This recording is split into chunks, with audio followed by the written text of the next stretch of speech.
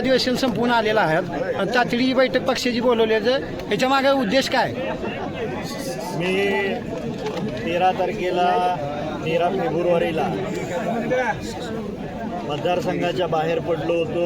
पहिल्या आठवड्यामध्ये मी विधानसभेतल्या आणि विधान परिषदेतल्या 15 आमदारांसमवेत परदेश दौऱ्यातला अभ्यासासाठी गेलो होतो आणि त्याच्यानंतर 22 तारखेला आल्यानंतर 23 तारखेपासून विधानसभेचं अधिवेशन चालू झालं आणि त्याच्यानंतर मी काल मतदारसंघात आलो.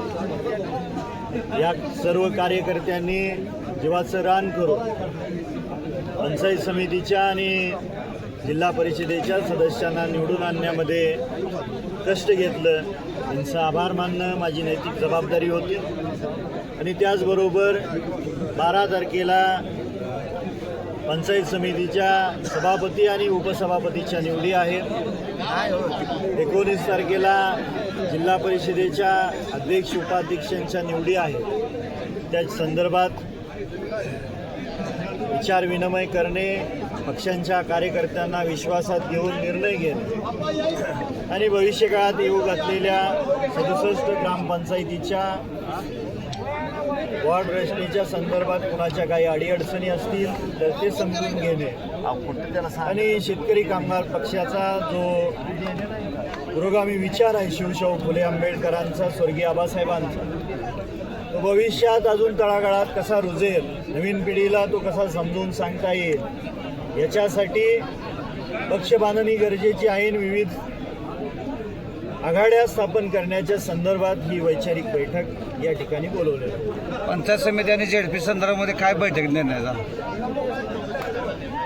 शेतकरी कामगार पक्षाची जी परंपरेने आलेली प्रक्रिया आहे त्या प्रक्रियेनुसार हा निर्णय समिती घेणार आहे आणि समितीचा निर्णय हा पक्ष कार्यकर्त्यांसमोर मांडला जाईल आणि त्याच्यानंतर तो निर्णय घेतला जाईल. सांगोला तालुका विकास आघाडीचे 9 उमेदवार पंचायत समितीचे सदस्य म्हणून निवडून आलेले आहेत आणि त्या 9 सदस्यांपैकी कुणाच्या गळ्यामध्ये सभापतीची आणि कुणाच्या गळ्यामध्ये उपसभापतीची माळ टाकणं हा निर्णय समिती घेईल. तालुका विकास आघाडीचा सभापती होणार का? सोशल मीडियामध्ये चर्चा चालू आहे की फूट पडणार आहे, त्या संदर्भामध्ये तुमचं मत काय? भाजप शिवसेना सोशल मीडियावरती 22 नोव्हेंबर 2024 रोजी सुद्धा बऱ्याचशा चर्चेला गेल्या होत्या आणि 23 नोव्हेंबर 2024 रोजी शेतकरी कामगार पक्षाचा लाल बावटा या तालुक्याचा लोकप्रतिनिधी म्हणून दिमागात डोलत फडकलेला होता.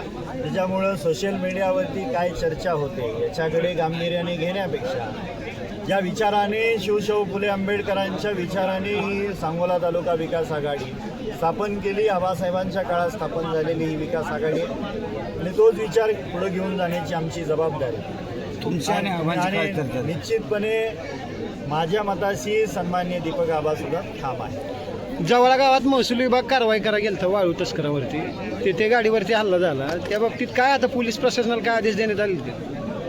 ज्या वेळेस तो हल्ला झाला आणि मला माध्यमांमधून समजलं गेलं त्याच दिवशी मी तहसीलदार आणि प्रांत साहेब आणि त्याचबरोबर PI आणि DYSP साहेबांना सांगितलेलं आहे, जो कोणी प्रशासनावरती हल्ला करेल त्याला कठोरात कठोर शिक्षा होणं गरजेचं आहे आणि लवकरात लवकर ज्यांनी कोणी हल्ला केला असेल त्याला शिक्षा देणं गरजेचं आहे.